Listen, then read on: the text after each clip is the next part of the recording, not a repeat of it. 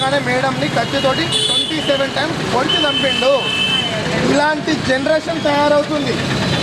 ఇలాంటి జనరేషన్ మాతృదేవోభవ, పితృదేవోభవ, ఆచార్య దేవోభవ అన్నారు.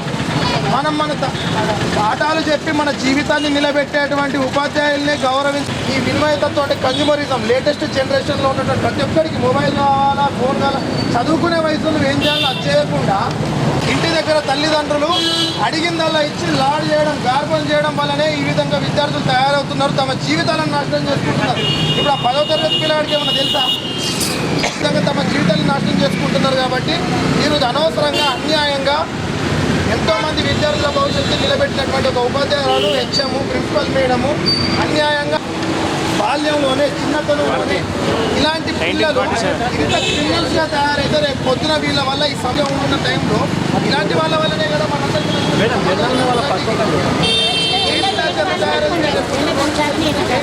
ఎవరు ఇలాంటి వాళ్ళే కదా. వీళ్ళని కంట్రోల్ చేయాలంటే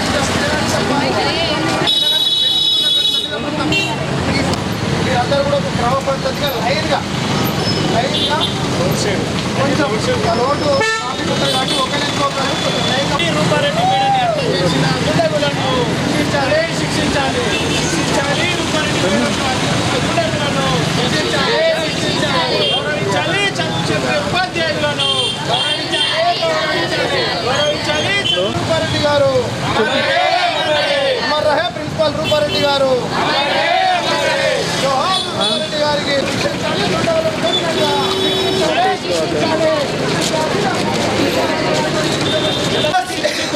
అమర్ రహే రూపారెడ్డి గారు. అమర్ రహే, అమర్ రహే, అమర్ రహే రూపారెడ్డి గారు. అమర్ రహే, అమర్ రహే. గౌరవించాలి ఉపాధ్యాయులను. గౌరవిద్దాం చదువు నేర్పే ఉపాధ్యాయులను. గౌరవిద్దాం మనకు చదువు నేర్పే ఉపాధ్యాయులను.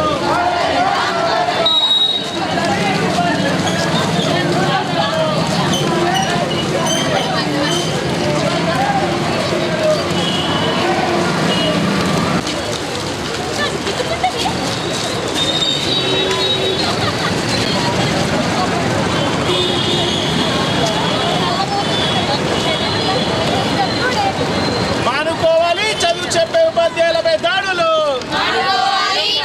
మానుకోవాలి చదువు చెప్పే ఉపాధ్యాయులపై.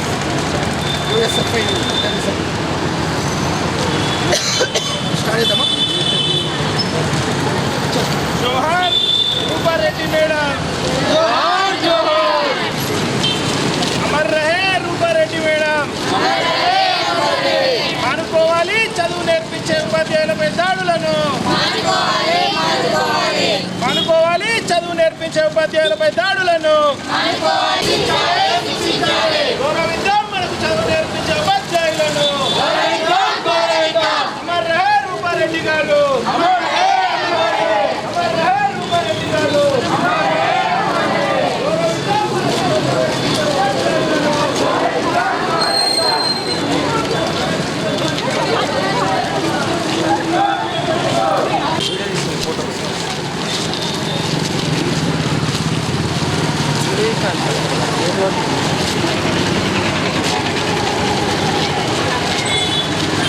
జోహార్ రూపారెడ్డి గారు.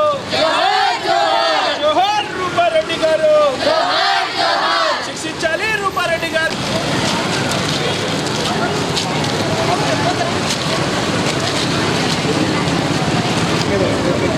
ఈ నెల 11వ తారీఖున నల్గొండ జిల్లాకు సంబంధించినటువంటి కొండమల్లేపల్లి ప్రాంతంలో ఉన్నటువంటి నాగార్జున స్కూల్లో ప్రిన్సిపల్ మేడం ఎవరైతే రూపారెడ్డి గారు ఉన్నారో అక్కడ చదువుకుంటున్నటువంటి ఒక విద్యార్థిని గతంలో మందలించినటువంటి కారణంగా క్రమశిక్షణ విషయంలో మందలించినందుకు హాస్టల్ నుంచి బైకాట్ చేసి డేస్కెళ్ళగా రావాలన్నందుకు ఆ విద్యార్థి మేడం పైన కక్ష కట్టి తన ఇంటికి వెళ్ళి కాలింగ్ బెల్ కొట్టి తలుపు తీయగానే మేడంని విచక్షణారహితంగా అత్యంత పాశవికంగా 27 సార్లు పొడిచి చంపినటువంటి దుర్ఘటన మన తెలంగాణ రాష్ట్రంలో ఏర్పడ్డది.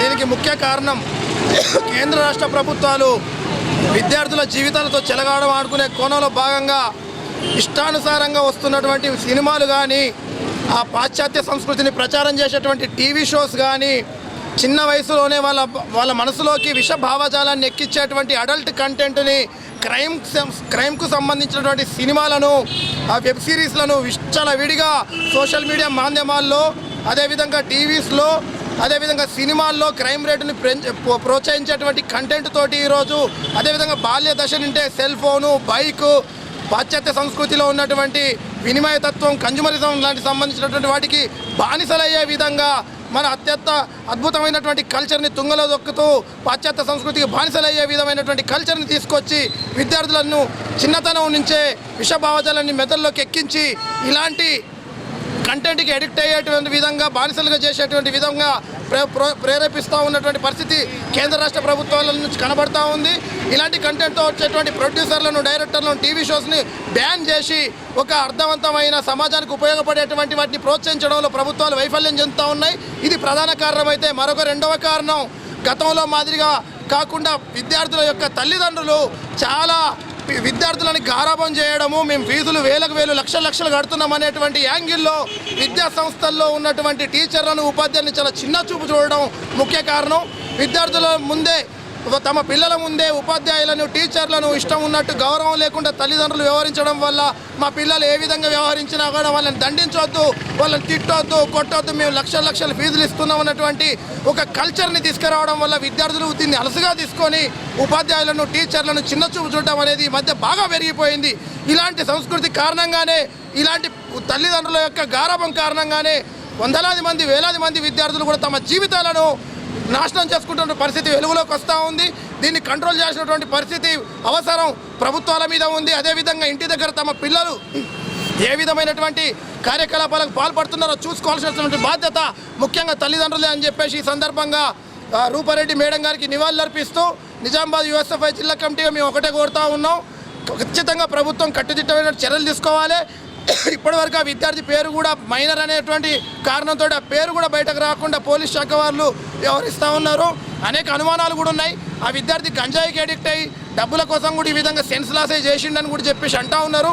తక్షణమే తమ పోలీస్ డిపార్ట్మెంట్ వైఫల్యాలను కూడా కప్పిపుచ్చుకోకుండా పారదర్శకంగా కేసును విచారణ చేయాలని చెప్పేసి ఈ సందర్భంగా యూఎస్ఎఫ్ఐ నిజామాబాద్ జిల్లా కమిటీగా ప్రభుత్వాన్ని పోలీస్ డిపార్ట్మెంట్ని కోరుతూ ఉన్నాం.